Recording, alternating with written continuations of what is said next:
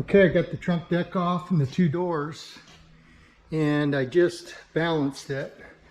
So basically, got this in the center of the car on both sides, front and back, and then left to right. And now it will turn and stop wherever I want it to. So it's right in the center. It's balanced. And stop anywhere I want to. Then I've got set screws here if I want to tighten it up if I'm going to start working on it. Let's look at the bottom of this car now. So I've marked areas that someone's drilled holes in it that are not supposed to be, and I'll weld those shut. This frame rail here, it looked like somebody beat on that a little bit and pushed it in. I think he did it for the header, so I'm gonna have to straighten that out. But otherwise, this bottom is really solid. Trunk drops, got a little rust on them, but they're solid. Transition's all solid. It's rusted a little bit, but just surface rust. You can see the wheel wells have been rolled. So they did that on bus 429s. The back wheel wells were rolled like the front fenders were as well. And looks like it was dealer undercoated. It had undercoating sprayed on from the dealer. So I wiped a little spot here. You can see it's got the red overspray in here from the paint. I'm going to clean off an area. I cleaned off a little area right here. See how nice that is. That's the primer on the bottom, and typically you're going to see like this would have all been red oxide here, and then at this point they sprayed it with like a slop gray on most of these cars, and I think it kind of stopped back in here somewhere, and that's why that's rusted more. That's my opinion anyway. So I'll clean a couple areas off and see what it looks like. Otherwise, this thing's ready to power wash.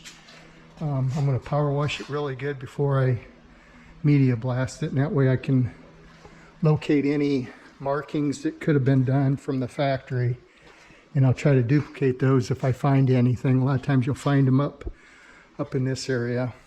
Spent about 15-20 minutes and cleaned an area off here, and you can see how nice this car is.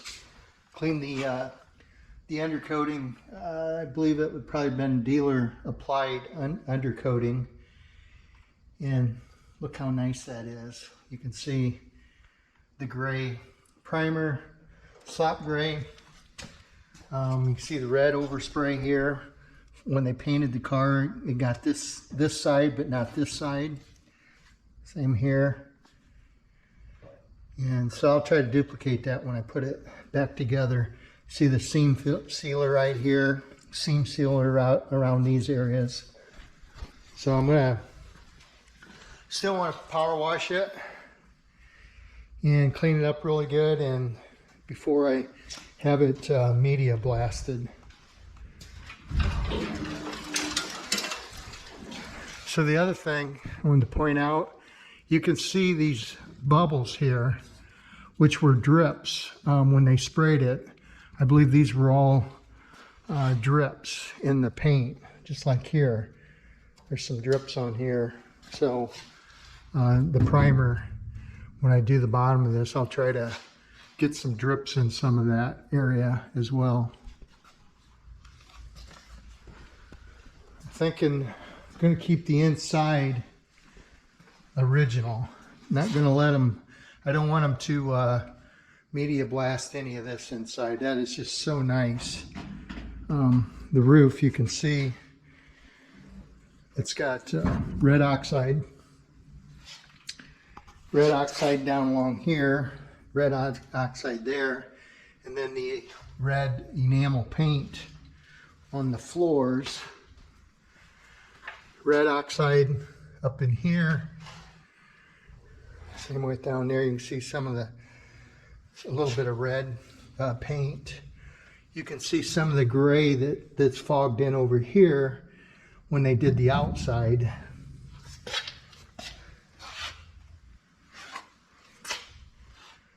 But this is really one of the nicest cars I've ever looked at, ever worked on.